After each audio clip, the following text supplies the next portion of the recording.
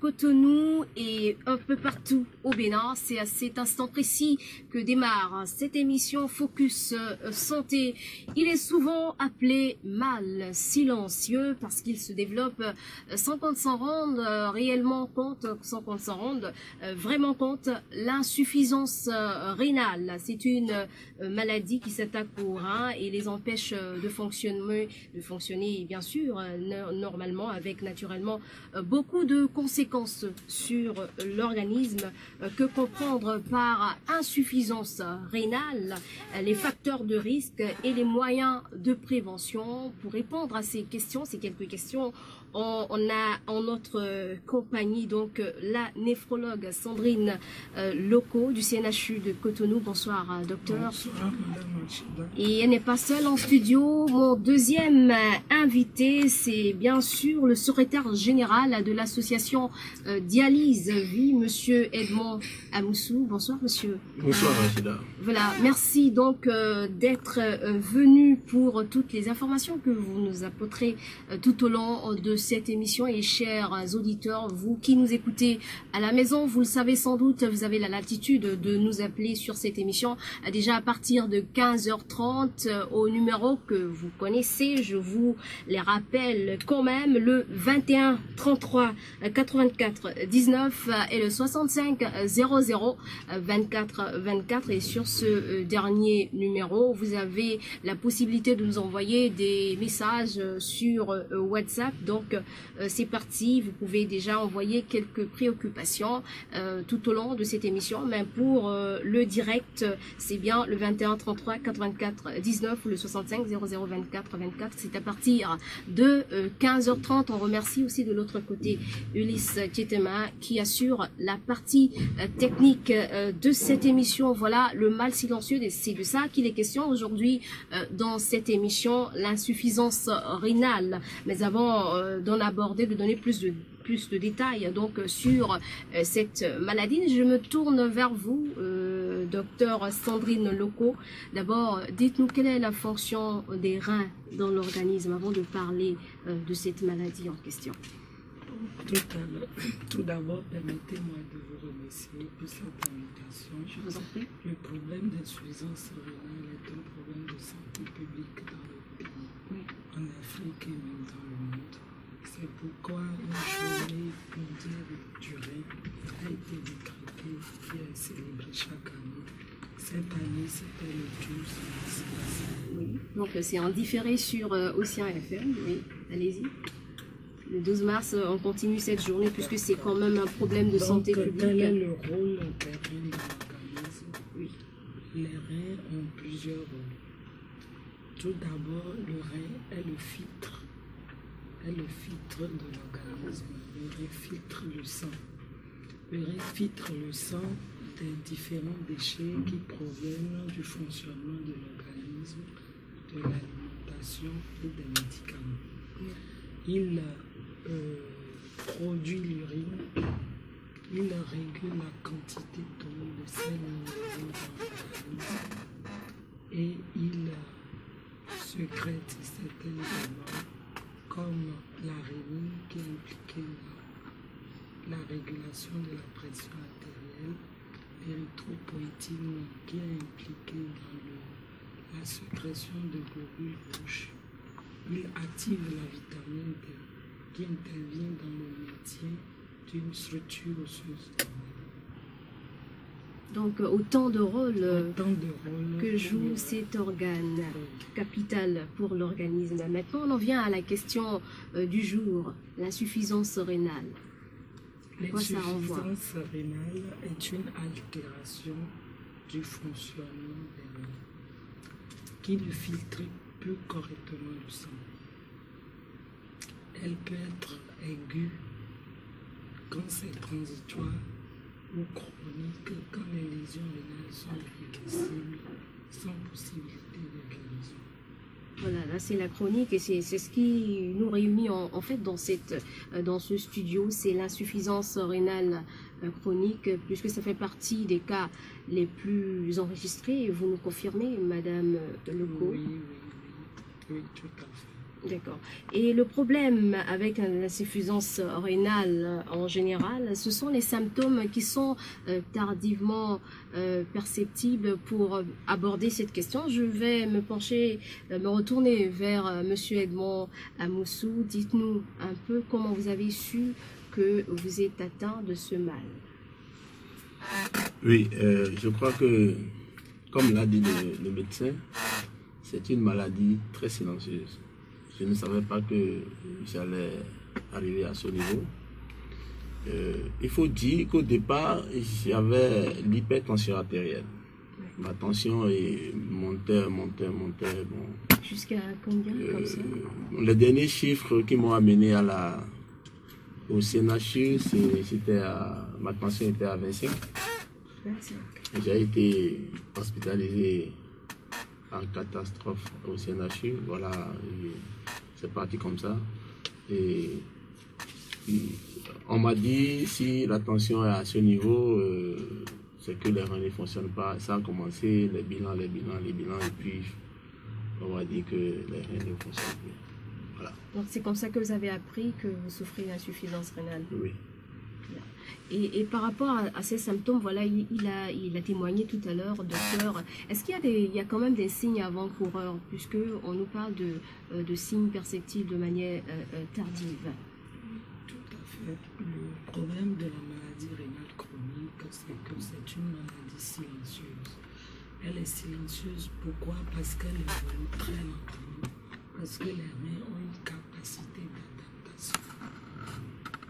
Ils s'adaptent jusqu'au point où ils ne peuvent plus s'adapter. Et là, le déclic. Voilà, et là, c'est déjà trop tard. Mais quand même, on peut avoir quelques signes avant-coureurs. Lesquels? Voilà, comme la fatigue persistante. La fatigue persistante, les démangeaisons, les crampes musculaires, manque d'appétit. Les crampes à tous les niveaux? Oui, les crampes musculaires des membres inférieurs. Les membres inférieurs. Les démangeaisons, un manque d'appétit, des troubles de sommeil.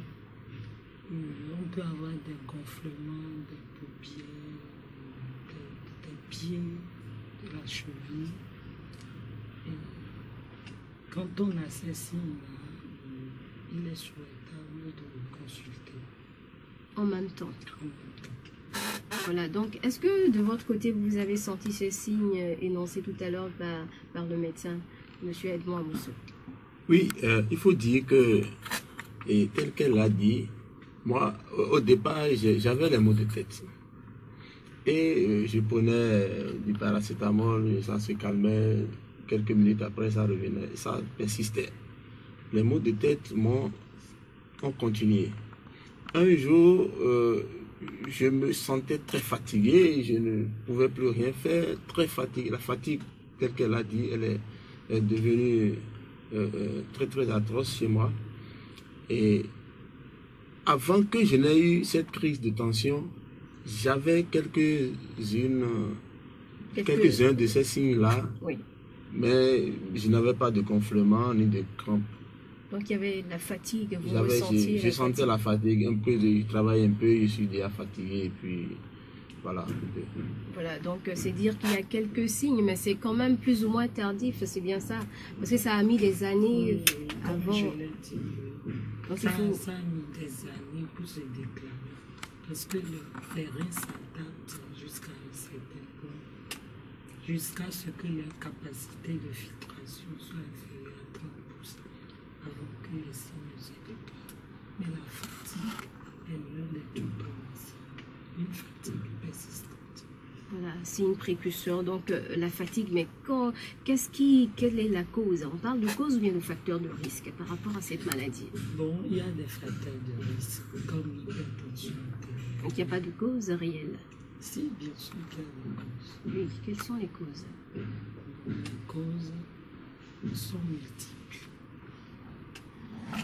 Bon, l'hypertension artérielle et le diabète sont les premières causes, les causes les plus fréquentes.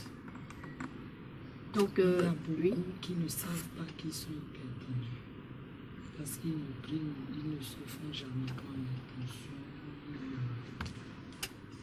Ils ne savent pas, ils ont des céphalées, ils croient que... Ils ne savent pas que c'est la tension qui donne des céphalées. Voilà. Et ils se disent que ce sont de simples maux de tête qui passent avec les paracétamol, comme on l'a dit tout à l'heure. Donc, ce sont là quelques causes. Donc, les complications de l'hypertension qui entraînent vers l'insuffisance rénale. Et à part ça? À part l'HTA et le diabète, il y a les infections urinaires répétitions, il y a les antécédents de calcul. Calcul rénaux, c'est un peu compliqué pour nous. Est-ce qu'on peut simplifier un peu cette expression? Lithiase. Oui, allez-y. Le thème de lithiase. Oui, expliquez-nous un peu ce qu'on met dans le calcul C'est rénaux. des calculs dans les reins, quoi, des cailloux. Voilà, des cailloux dans les reins. Voilà. Vous voyez un peu. Un tout petit peu. Oui. Et c'est dû à quoi ces cailloux? Ça provient C'est d'où? dû à l'alimentation, il y a des facteurs génétiques qui interviennent. Mais il ne faut pas oublier aussi les médicaments qu'on prend à tort et à travers, les antalgiques, les anti-inflammatoires non stéroïdiens qu'on prend, ibuprofène, aspirine, qu'on prend chaque fois qu'on a mal ici ou là. Tout ça, là, ça crée des lésions. Et il y a la tisane. L'automédication. Voilà, l'automédication qui crée aussi beaucoup de lésions. Voilà. Donc, assez de facteurs de risque et de causes pour cette maladie. Je rappelle qu'on parle de l'insuffisance rénale chronique et que à partir de 15h30, vous pouvez appeler sur cette émission sur le 21 33 84 19 et le 65 00 24 pour vos questions, vos préoccupations sur le thème du jour. Je suis en compagnie du docteur Sandrine Loco, néphrologue au CNHU de Cotonou, et monsieur Edmond Amoussou, qui est le secrétaire général de l'association Dialyse Vie du Bénin. Et je vais même lui poser cette question. Monsieur Edmond Amoussou, vous avez dit comment vous avez su que vous souffrez de ce mal et comment vous vivez avec? Merci, mais moi je vis comme tout le monde. Je n'ai aucun stress à vivre avec le mal. Et le docteur peut en témoigner. Je vis bien ma vie. Vous savez, quand tu as le mal, il suffit seulement de savoir que tu as le mal et tu vis avec. Oui, parce qu'on nous a dit que ça a un traitement à vie. On va revenir sur cet aspect de la chose. Est-ce qu'il n'y a pas certains handicaps par rapport à comment dire, la manière dont vous prenez la maladie, comment vous vivez avec? C'est la question initiale. Oui, vous savez, chacun, c'est une affaire de psychologie. Oui. Moi, mon cas, moi je parle de moi-même. Oui. Moi j'ai accepté la maladie. Il faut l'accepter. C'est la première des choses. Si tu n'acceptes pas la maladie, tu ne peux pas vivre avec la maladie. Donc, moi j'ai accepté la maladie. Je travaille comme tout le monde. Comme d'habitude. Je vais à ma dialyse aux heures prévues par les médecins. Et je prends mes médicaments prescrits correctement et je fais ma dialyse et je mange bien. Et si j'ai fait ces trois choses, le docteur peut en témoigner, si j'ai fait ces trois choses, il n'y a pas de problème. Je n'ai aucun problème de vivre. Si autres affections ne viennent s'ajouter, si je me contrôle correctement, j'ai une bonne hygiène de vie, je crois que je peux vivre plus que celui qui n'a pas de sang et là. Voilà, expliquez-nous un peu le processus psychologique qui vous a amené à accepter la maladie, à vous y faire et à vivre avec normalement comme tout le monde et si bien. Bon, vous savez, on vous a dit que la maladie, elle est chronique. Quand c'est chronique, c'est que vous vivez avec. Tout le temps. Vous avez l'obligation de vivre avec ça. Ou vous choisissez de vivre avec ça, ou vous mourrez. Mais comme moi, je ne veux pas mourir.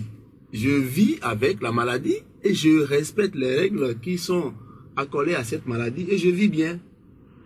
Je n'ai aucun stress, aucun problème à parler de la maladie n'importe où je passe.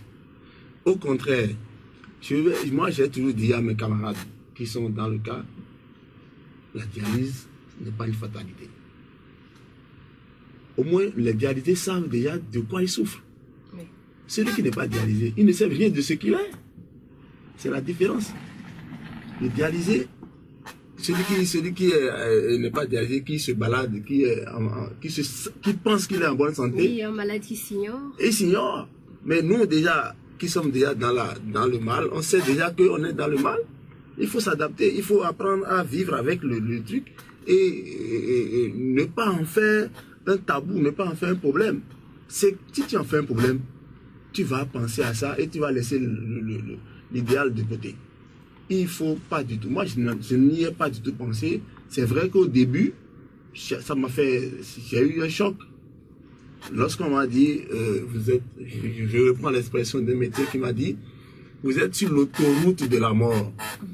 Ça fait peur. Bon, le premier jour, il m'a dit ça, j'ai eu peur. Mais j'ai dit, bon, comme il l'a dit, je ne ferai pas la dialyse. Il n'a qu'à m'expliquer pourquoi il dit que je suis sur le tour de la mort. Et finalement, il m'a expliqué.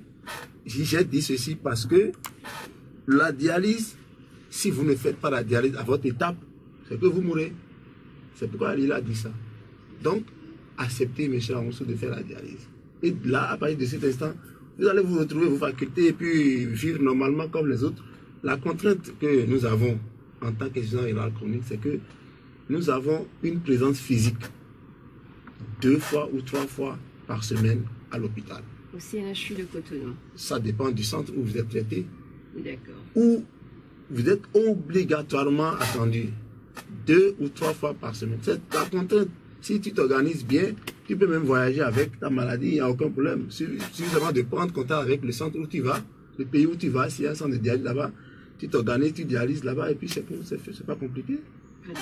La dialyse, le mot est revenu plusieurs fois dans les propos de M. Edmond Moussou. On va se retourner vers le médecin, docteur Loco. Qu'est-ce que la dialyse? Là, on s'aventure vers le traitement de la maladie. La dialyse, qu'entend-on par ce mot-là?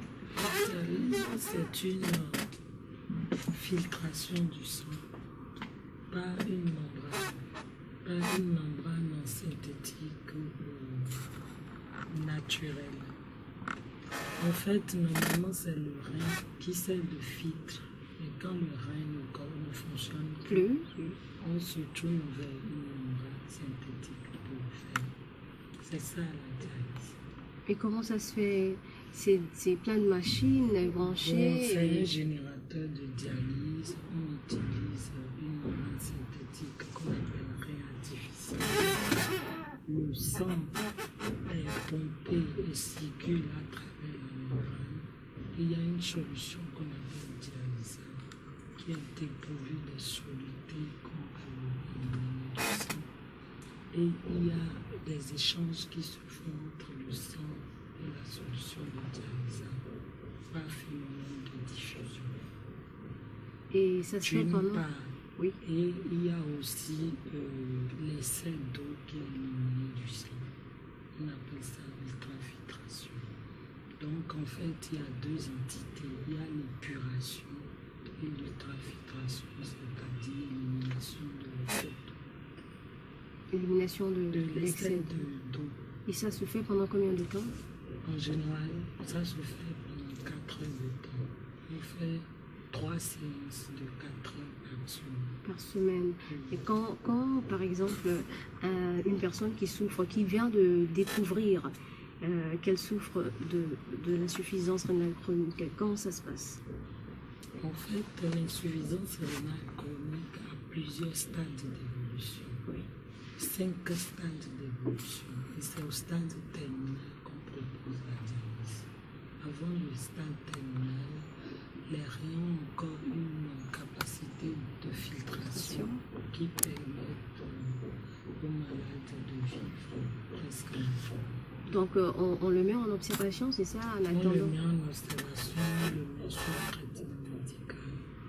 En attendant, en fait, le traitement médical, c'est de faire en sorte, c'est de ralentir la progression ou même de stopper la progression de la maladie. C'est possible? Oui, c'est possible pour ne pas arriver au stade terminal. Ok, il faudrait que ce soit vu à temps, c'est bien le problème. Malheureusement, on reçoit les malades déjà au stade terminal. D'accord. Et comment ça se passe quand c'est au stade terminal? Est-ce qu'il y a une prise en charge particulière? Vous avez parlé de dialyse avant d'arriver aux machines, comment ça se fait?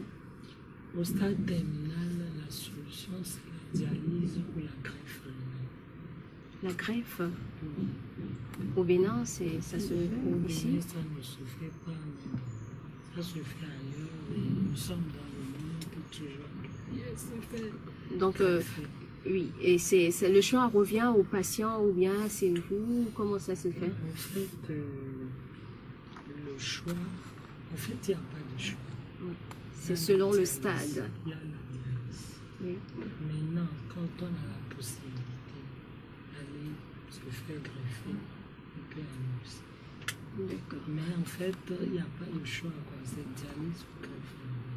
Oui, mais la plupart du temps, c'est la dialyse, souvent. Oui, parce que c'est seulement la dialyse qui est disponible chez nous. Oui, et la plupart des patients n'ont pas la possibilité de choisir la greffe. Et ceux qui ont les moyens sont partis à l'étranger pour la greffe. Ça a été concluant? Oui, chez certaines personnes. D'accord.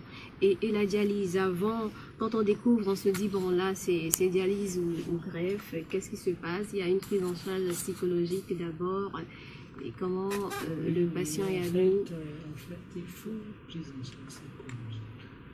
Malheureusement, on n'a pas de médecins psychiatres ou psychologues à nos côtés pour nous aider dans ce sens-là.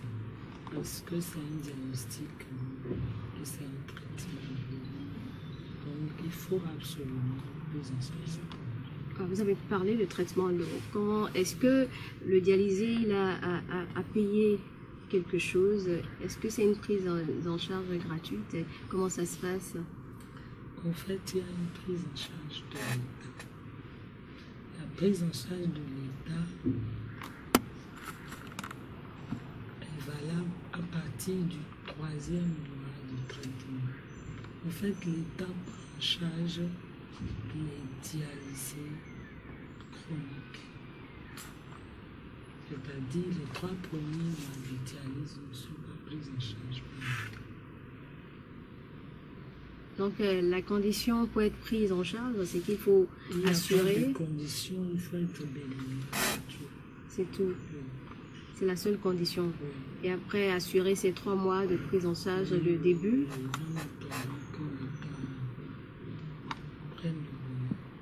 Prenne le relais. Et ça se passe souvent. Quels sont les cas? Je veux parler de bon, pas la cible, mais les patients qui viennent souvent, est-ce que c'est souvent des jeunes, mais c'est toutes les tranches d'âge que vous avez souvent? On a toutes les tranches d'âge. Même, oui. On a ces derniers temps De plus en plus de jeunes entre. jeunes de quelle tranche? de 40 ans qui viennent pour l'hypertension artérielle, diagnostiqués à temps, et qui sont malheureusement déjà au stade terminal.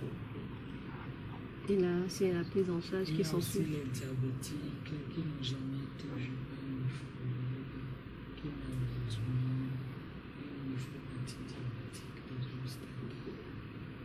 Voilà. Et donc, Sans compter les automédications, les prises de tisane,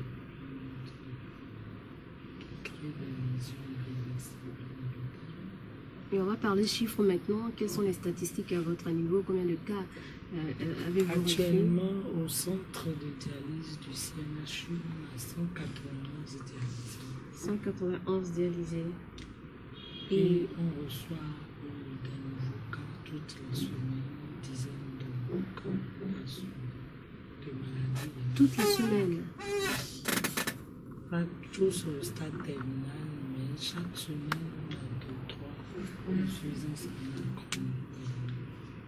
Et il y a, selon les cas, vous prodiguez les conseils et le traitement, tout et tout. Il y a d'autres qui s'en sortent sans la dialyse, c'est bien ça?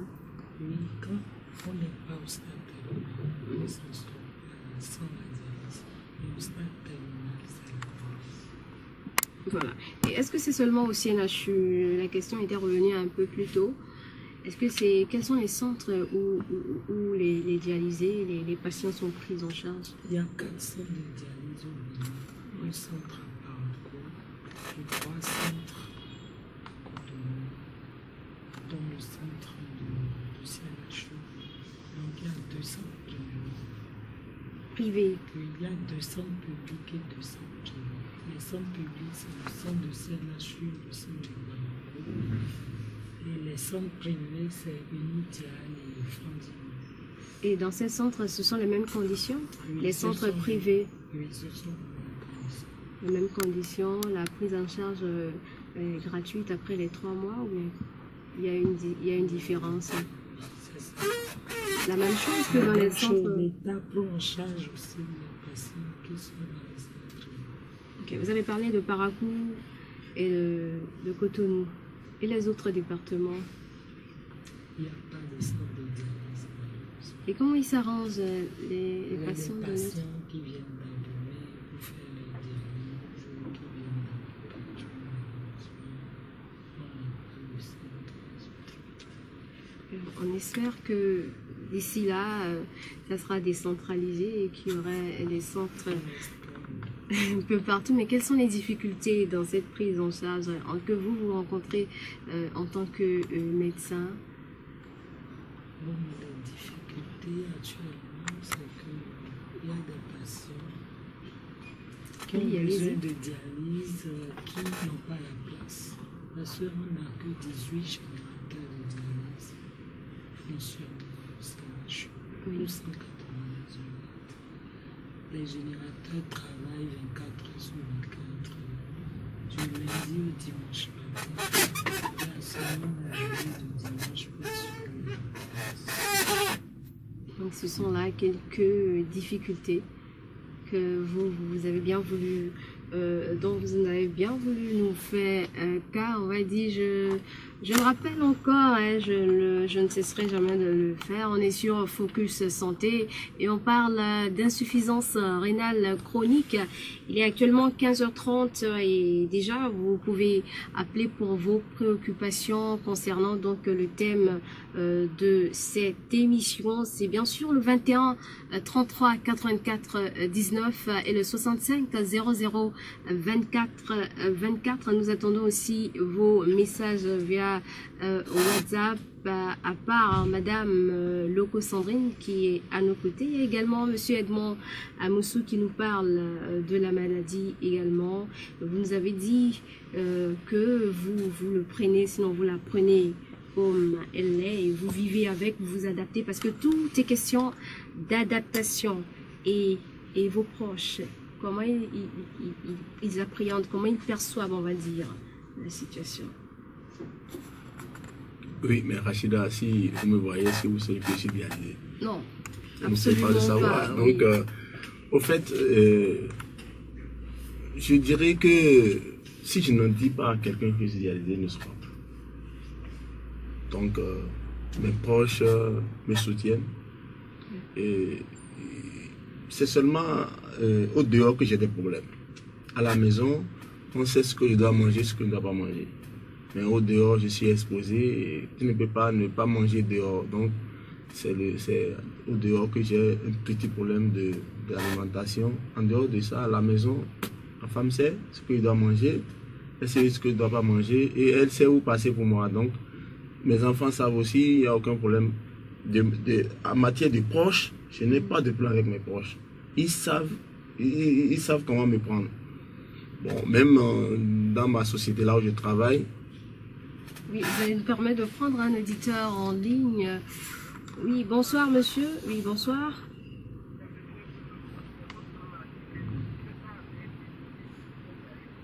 Oui, allez-y.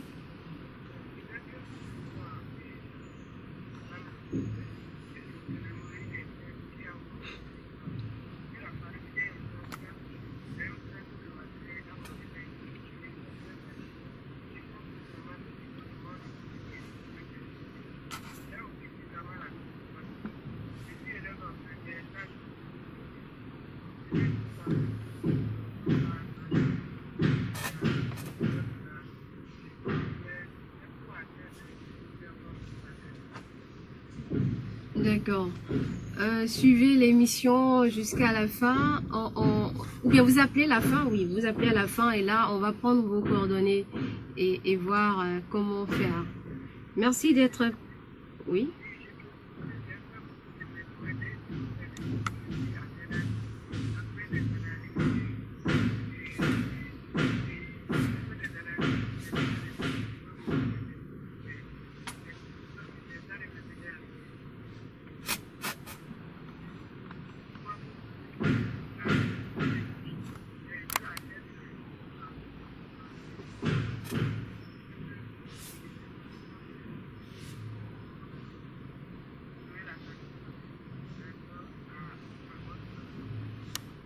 Intervention. D'accord. Merci à vous, monsieur Marcelin Godenou. On vous aurait compris. Oui, on va répondre à sa question s'il n'y a personne d'autre en ligne. Mais on va laisser d'abord monsieur Edmond Amoussou terminer sur son témoignage et je reviens après à vous, madame Loko. Oui, je disais que comment mes proches ont accepté la maladie avec moi. Vous savez, c'est une affaire de comment vous vivez. Dans ma société, là où moi je travaille, je travaille normalement comme tout le monde. Je n'ai pas d'interdit. Vous travaillez comme tout le monde, comme normalement. Tout le monde, normalement. Et bon, mais quand même, mes supérieurs hiérarchiques savent que il faut ménager celui-ci, il faut savoir qu'à telle heure, il ne doit pas être là, à telle heure, il est à tel endroit. Donc, c'est tout. Si les gens... Quelques petits réglages seulement. C'est tout, il faut se régler un peu, c'est tout. D'accord. Et par rapport à la prise en charge elle-même, est-ce qu'il y a des aliments qui vous sont interdits? Ah oui, il y a des choses qu'on ne mange pas. Lesquelles? Il y a des choses que tu ne dois pas manger. Si tu es arrivé au stade terminal et tu commences la dialyse, et il y a des aliments que tu ne peux manger qu'en dialyse. Je prends l'exemple des bananes. Oui. Si vous êtes dialysé et vous mangez les bananes à la maison, vous avez des problèmes. Sauf si votre médecin vous donne le produit anti-hyperkaliémie là, pour vous descendre le potassium, parce que la banane est trop riche en potassium. Et si vous la prenez, vous ne pouvez pas aller quitter chez vous directement, aller en dialyse pour enlever ça rapidement. Donc, vous avez des problèmes. En dehors de la banane, il y a d'autres fruits verts. Les pommes, fruits par exemple, il faut savoir manger. Arachide.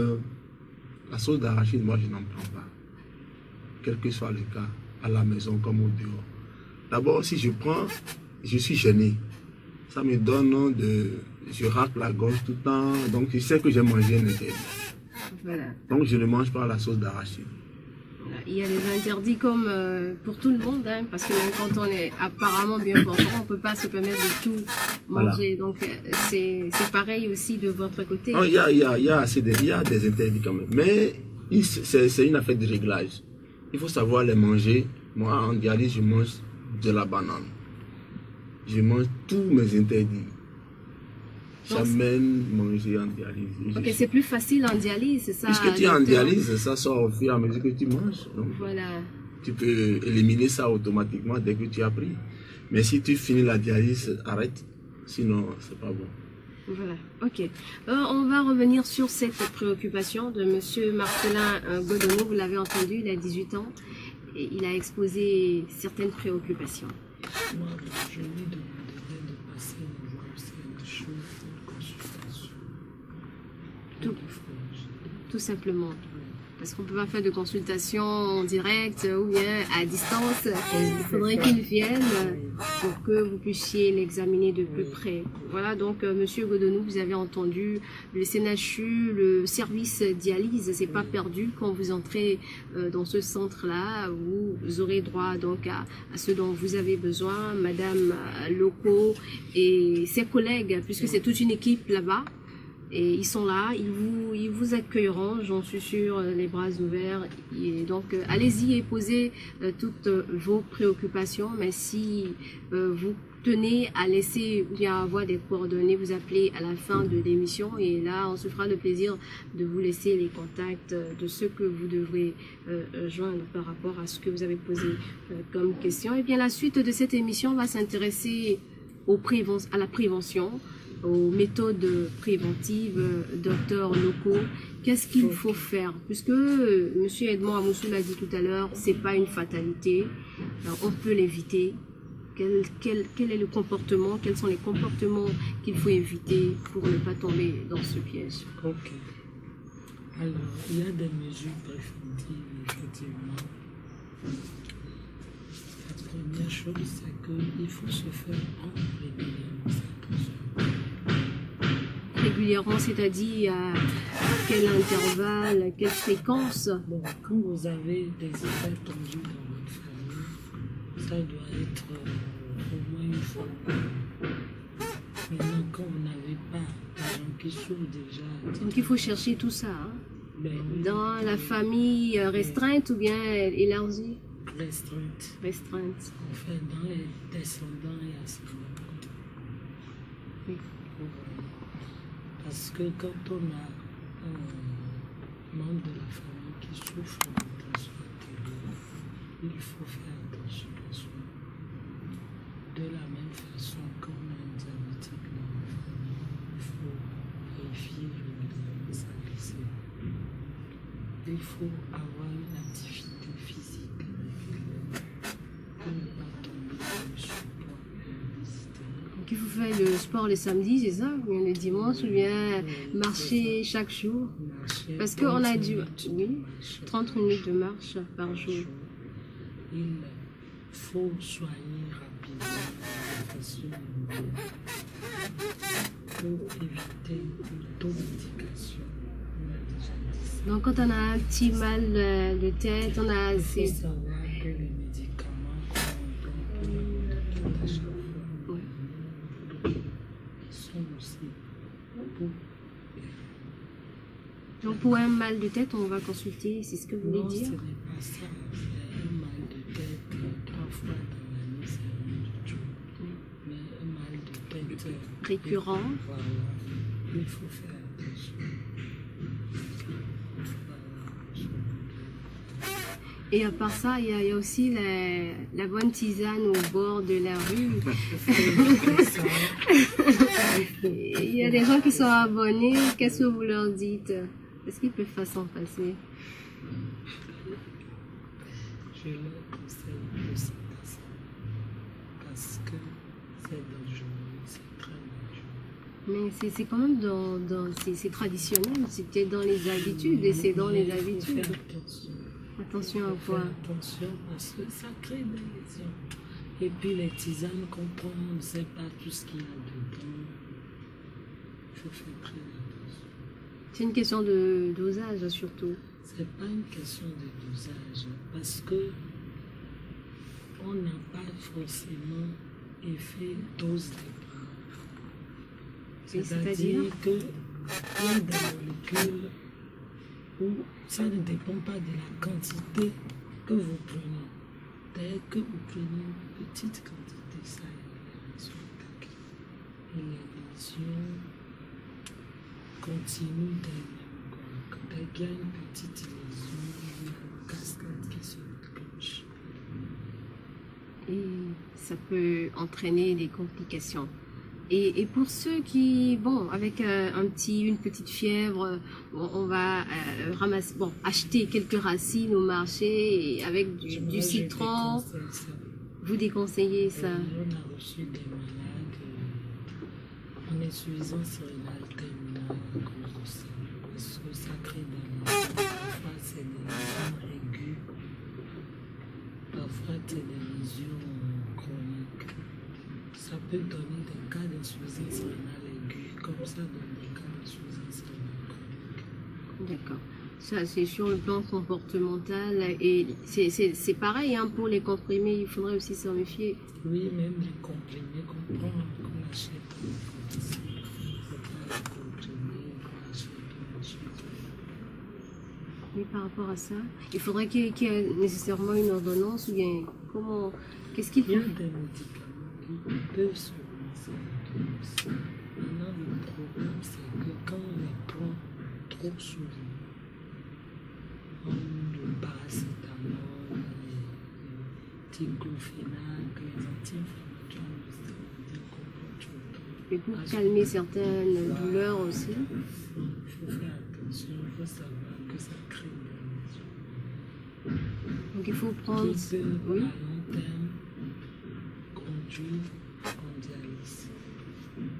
À part ce plan-là, sur d'autres plans, est-ce qu'il n'y a pas d'autres conseils à donner?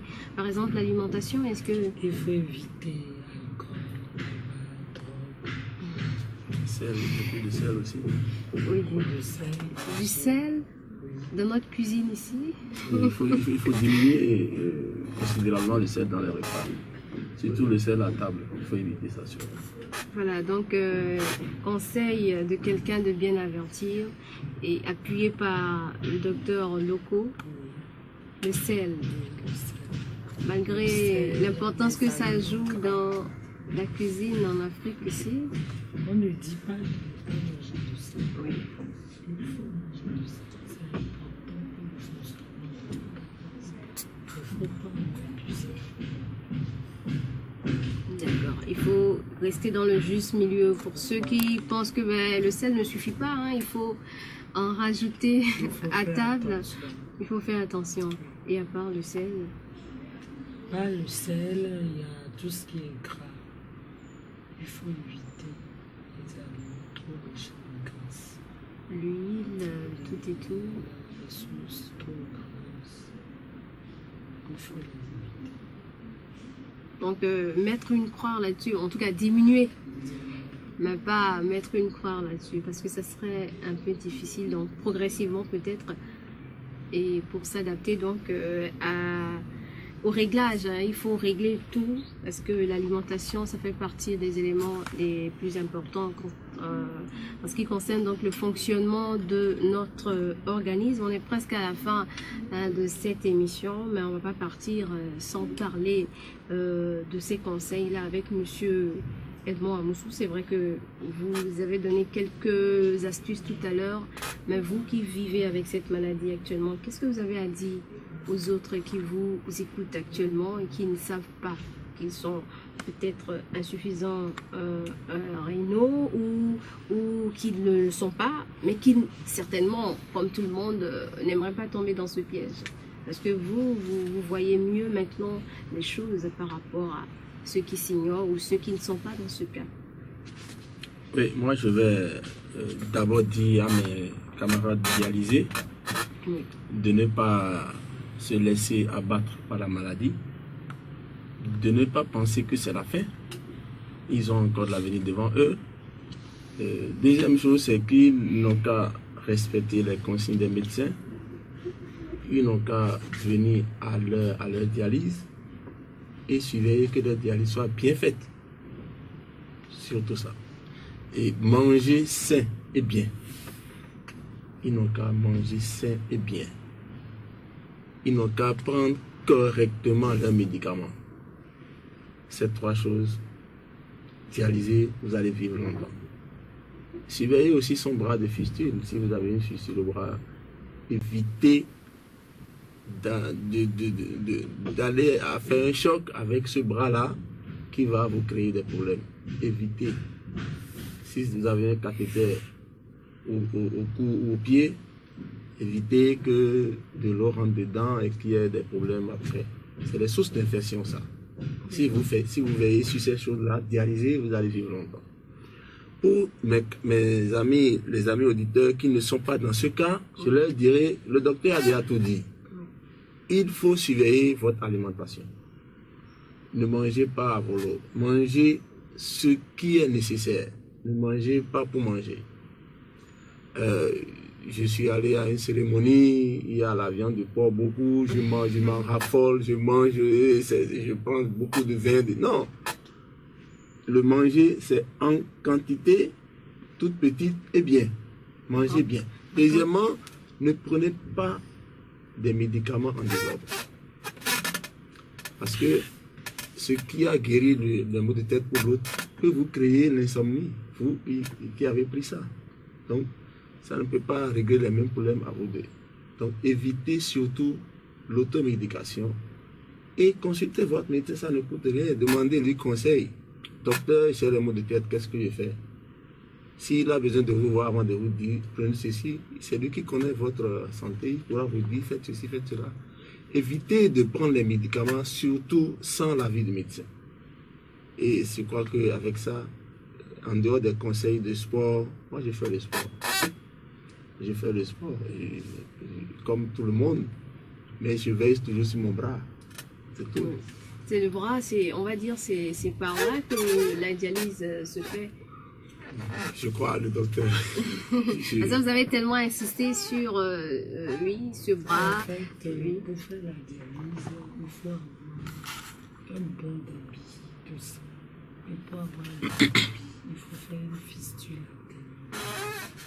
La fistule artérielle, on communique la veine et la tête pour artérialiser la veine, pour que le débit de la veine soit plus important, pour qu'on puisse pomper le sang à un certain débit pour pouvoir faire la dialyse. Donc c'est comme un petit, c'est une ouverture, c'est ça? Dans le bras? C'est ou... pas une ouverture dans le bras. Qu'est-ce que c'est? Pour qu'on comprenne mieux?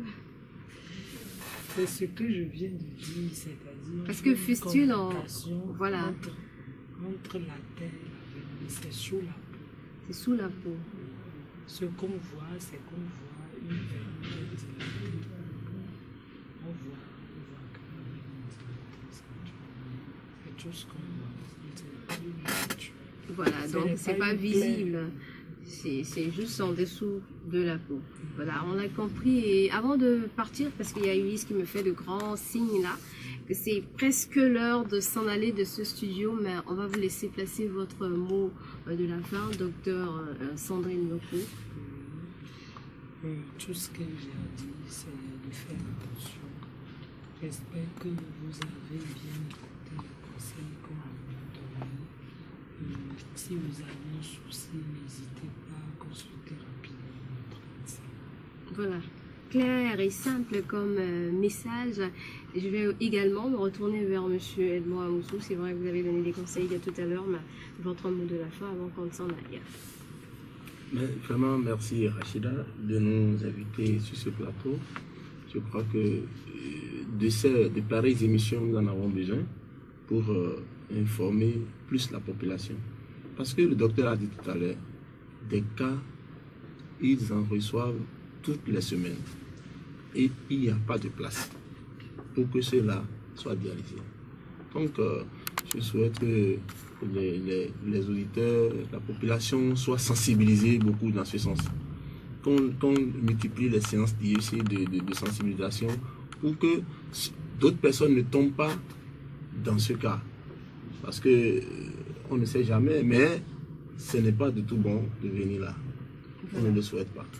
Voilà. Merci à vous, Monsieur Edmond Amoussou. Vous êtes le secrétaire général de l'association Dialyse Vie du Bénin. Vous étiez dans ce studio, on parlait de l'insuffisance rénale chronique. Le docteur Sandrine Loko, aussi du Centre national hospitalier et universitaire de Cotonou, était également en notre compagnie pour plus de précision sur cette maladie qu'on appelle bien sûr le mal silencieux. C'est donc la fin de cette émission. Merci de l'avoir suivi. On se retrouve mardi prochain.